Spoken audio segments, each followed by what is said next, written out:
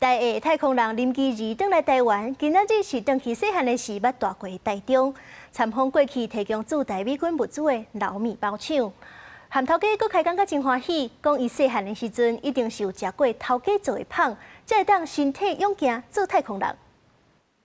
美國太空總署第一位第二太空人林基怡訪問台灣5天，23記囡仔時陣捌大過台中市，參訪由特級小學老鐵機1960年代創立的老米包廠。迄當陣佇美援時期捌提供駐台美軍物資，見證台美交流的歷史。因互相換米包加 NASA 徽章。I think I ate your bread when I was little, and so now I have been able to grow up strong enough to be an astronaut.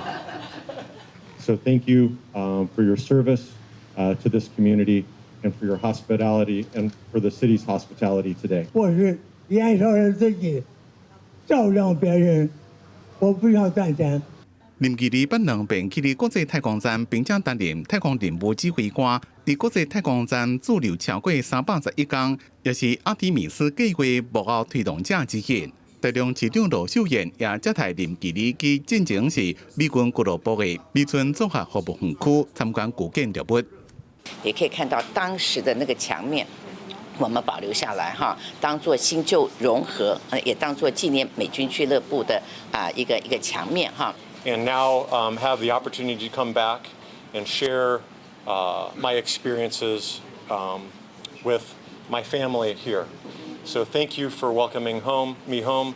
Thank you for welcoming me back to the Taichung family. 林基怡提議佇咧2015年踮國際太空站執行任務時陣，對太空翕台灣的相片做禮物。羅秀燕是回送一本書《華美的強音》，內面是講1960年代美軍文化影響之下的台中生活。林基怡正感性的講，返來台中甲厝內人分享過去的記憶，敢若是完成人生的另外一個循環。記者綜合報道。